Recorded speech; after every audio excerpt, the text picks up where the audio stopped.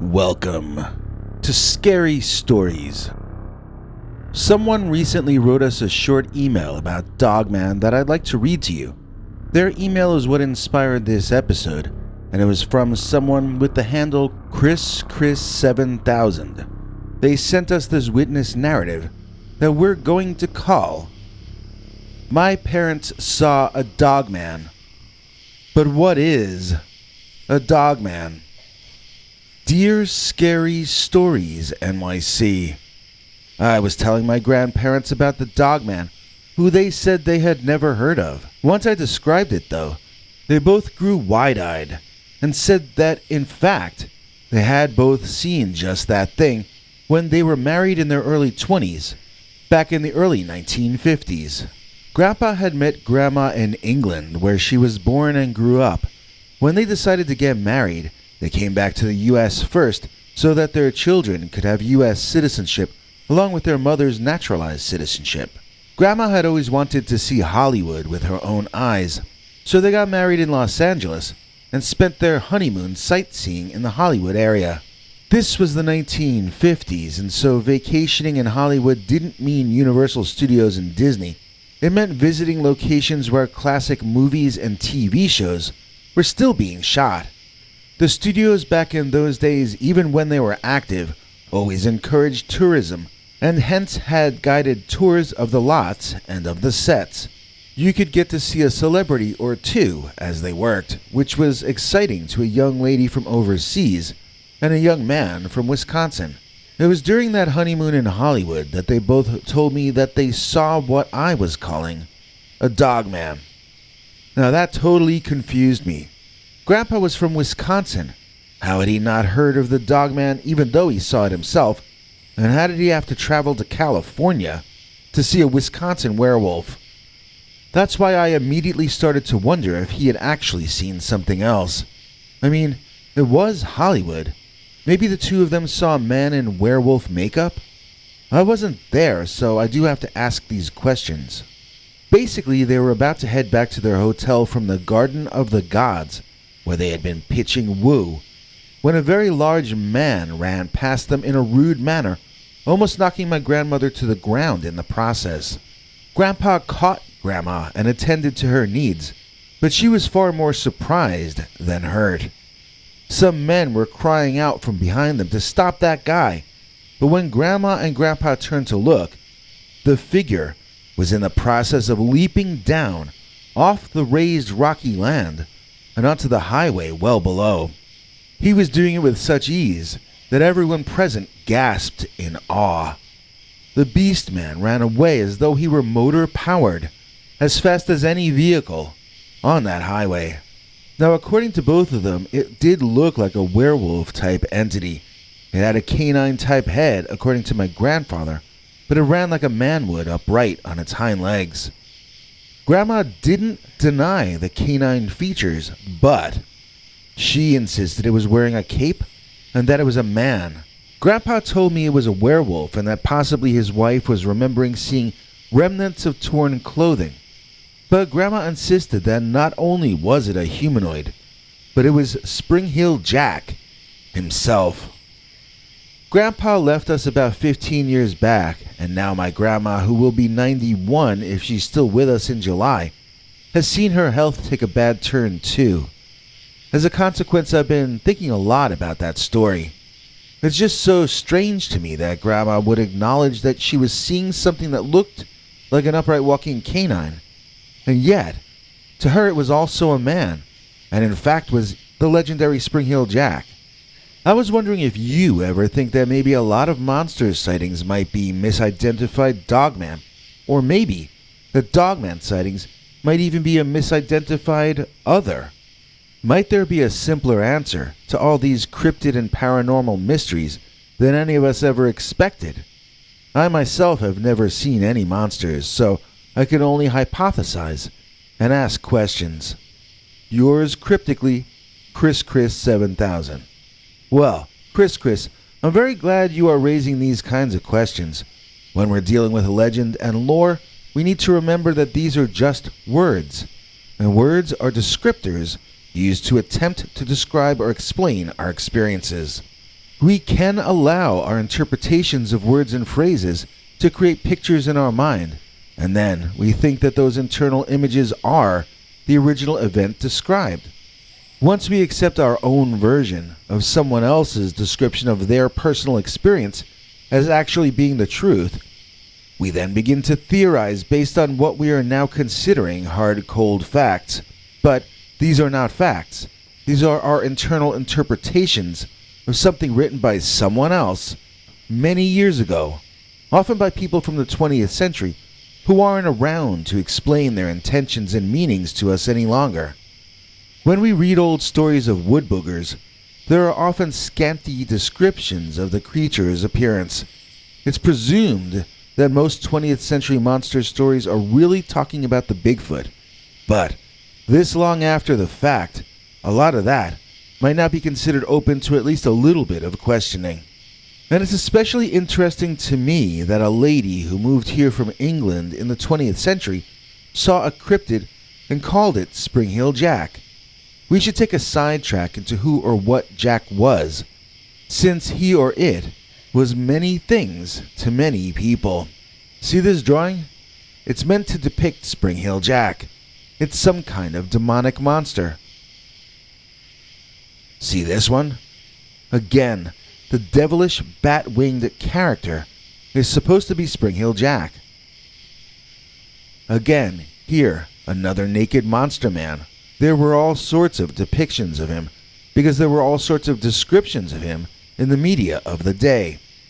That's right, there supposedly was some kind of truth behind Spring Heel Jack way back in the year 1837, when people were seeing him on the streets of suburban London. Although people agreed there was a truth behind this, they differed about what the truth was. Was he a monster with bat wings? If so, why was he sometimes alleged to have spoken proper English, with a London accent even? Yet if he were just a man, why did his eyes glow in the dark the way they did? Why was he alleged to have long, sharp claws, the same as the Dogman is said to have? One story has him waking up a sleeping woman and demanding she bring him a light. When she goes outside and brings him a candle, he somehow applies the flame to his chest, where it remained lit. This means he had a light on his chest like Iron Man. He is then said to have breathed fire at the woman from his mouth. Explain that to me. In the 1960s and 70s, my late friend John Keel wondered in print if Spring Heel Jack were one of the types of creatures that more recently we would interpret as space aliens. I don't think Keel would be offended by me wondering if Spring Heel Jack actually belongs filed in the same place as cryptid creatures, because he also suspected that monsters and aliens were all, in a sense at least, coming from the same place. I might mean that figuratively, but then again, it's hard to mean anything in a literal way when one is discussing either theology or cryptozoology. They're both, at least at this stage of our development, so open to personal interpretation and reinterpretation. Now, before you laugh at Spring Heel Jack as an unimportant piece of trivia from a long time ago, I'd like to point out that by 1904, this is what Spring Heel Jack looked like. He was no longer thought of as a monster from hell or some sort of demon. He was now thought to be a rich man disguising himself as something scary looking in order to fight crime and make life better for the working class people who have it so hard. How was he able to leap over tall fences or shine lights out from his chest through the dark night? Well, he was rich enough to hire someone to invent spring-heeled boots that would propel him over tall fences. He was rich enough to buy advanced technology before the general public learned of it. 10 years later, this formula was copied directly to create the character Zorro. After that, the Shadow came about, based on Zorro and Spring Heel Jack. After that came Batman, another rich guy who disguised himself as something scary to fight crime. Like Zorro, Batman hides out in a cave. Like Spring Heel Jack, he uses advanced scientific weapons that appear magical to his enemies, which strike fear in their hearts. Here is a cover of an old Spring Hill Jack Penny Dreadful magazine from the early 20th century. Now here's the first appearance of Batman in 1938 on the cover of Detective Comics number 27. See how on the one side, Batman is wearing his famous bat cape that we all now know and love. But look at his other side, where he's clearly wearing not a cape but a bat wing under his arm, directly copied from the old 1904 Spring Hill Jack costume.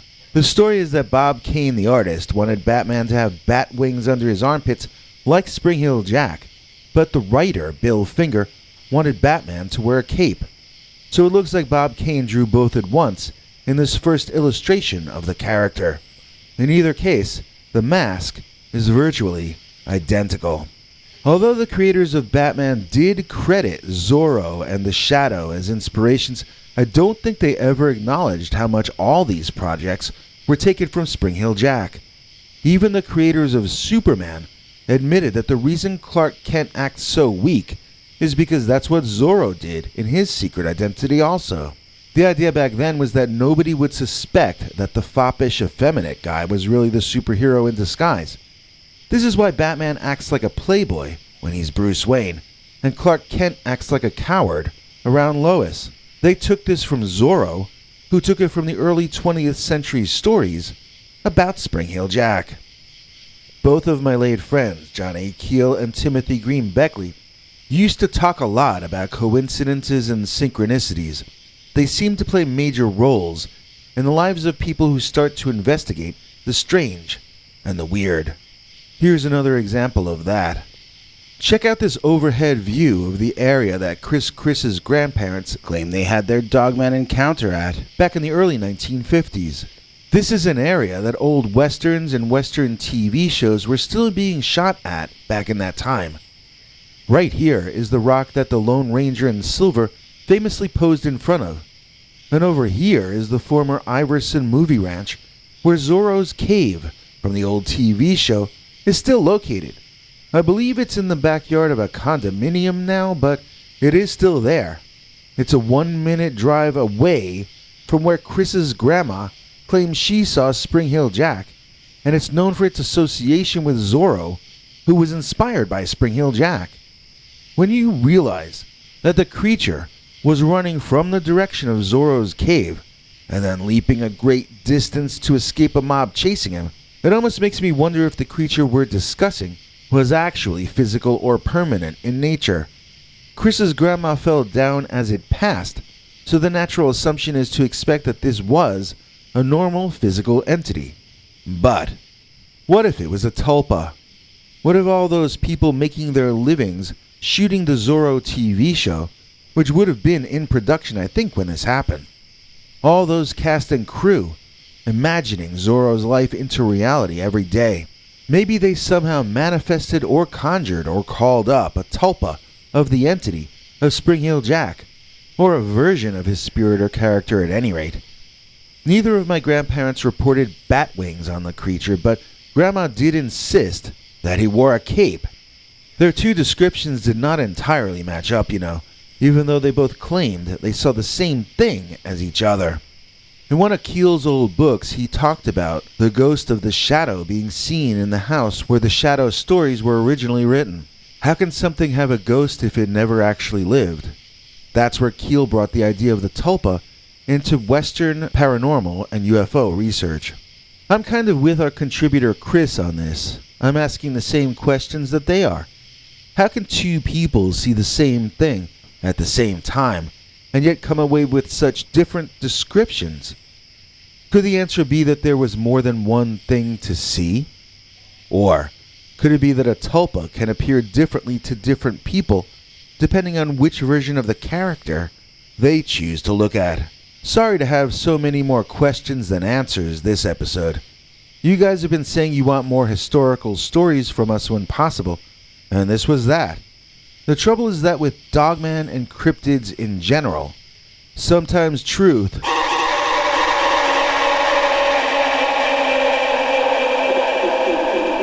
is even stranger than fiction.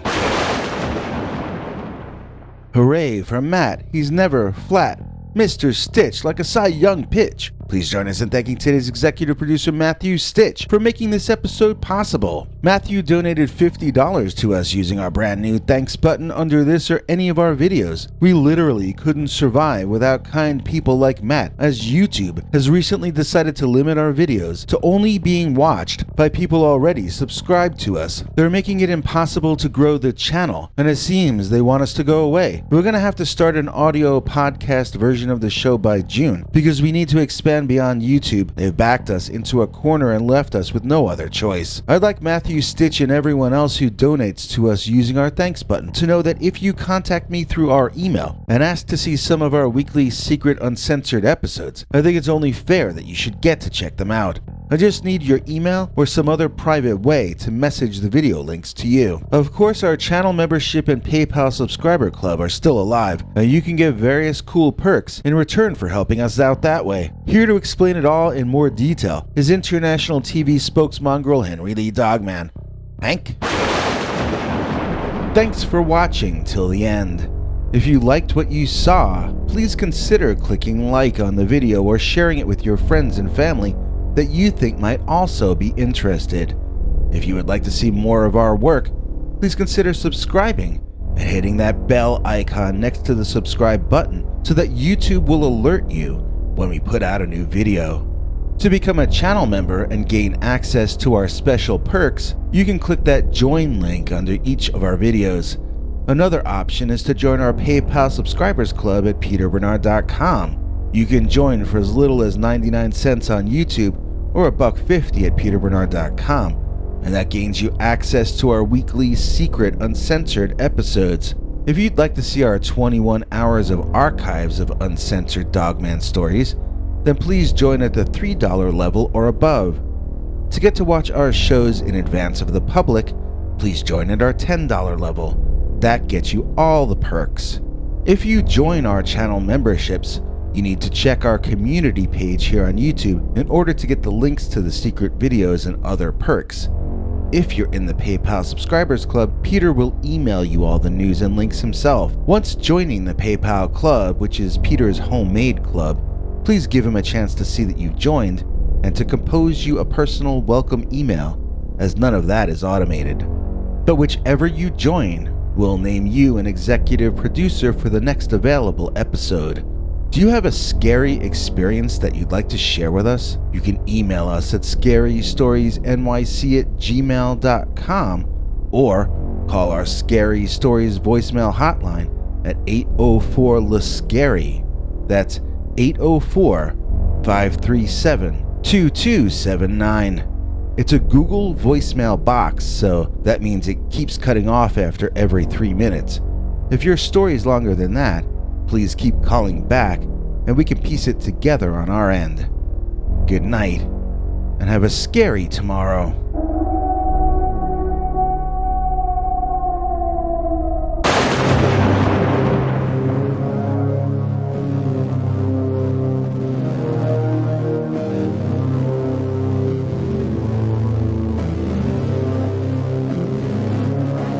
Come back for more scary stories.